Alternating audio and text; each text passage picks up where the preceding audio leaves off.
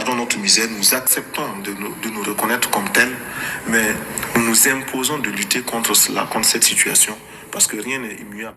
Dans certains pays, seulement 4% de la population réussit à nourrir toute une population de plus de 200 millions d'habitants et même à exporter et à constituer autour de l'agriculture une puissance économique. Il n'est pas normal qu'ici, à plus de 90% d'agriculteurs, de cultivateurs, de paysans, nous ne soyons pas encore en mesure de nous autosuffire. Haute-Volta, cela ne voulait rien dire pour personne, en particulier pour nous, Burkinabés. Et c'est un nom qui ne nous renvoie qu'à un passé colonialiste. Par contre, Burkina Faso est un nom puisé dans le terroir même, qui a une signification dans notre langue. Qui veut dire patrie des hommes honnêtes. Nous attendons que les pays riches, vis-à-vis des pays moins riches comme nous autres, aient une attitude moins paternaliste. C'est dans ce contexte, Monsieur François Mitterrand, que nous n'avons pas compris comment des bandits comme Jonas Savimbi, des tueurs comme Peter Botta ont eu le droit de parcourir la France si belle et si propre. Ils l'ont taché. C'est un homme un peu dérangeant, le président Sankara. Hein? Et non, c'est vrai, il vous titille, il pose des questions, quoi.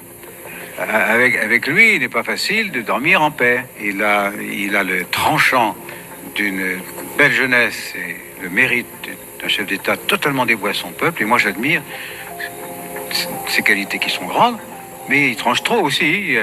Il va plus loin qu'il ne faut, à mon avis, qui me permettent de lui parler du haut de mon expérience. Nous devons donner à chaque femme un emploi. Nous devons donner à chaque femme le moyen de gagner honnêtement et dignement sa vie. Le salaire de l'homme se partagera désormais avec sa femme et ses enfants, au détriment de la bière. Ce que nous visons, c'est imposer la prise de conscience devant un problème, un fléau aussi grave que la désertification.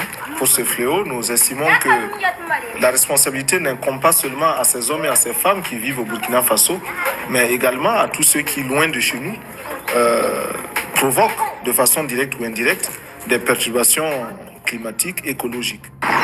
Je me retrouve un peu comme un cycliste qui grimpe une pente raide, qui a à gauche, à droite des précipices. Il est obligé de pédaler, de continuer de pédaler, sinon il tombe. Alors pour rester moi-même et pour me sentir moi-même, je suis obligé de continuer dans cette lancée-là. Vous vous sentez isolé en Afrique? Mal compris en tout cas. Mal compris, mal aimé? Mal aimé.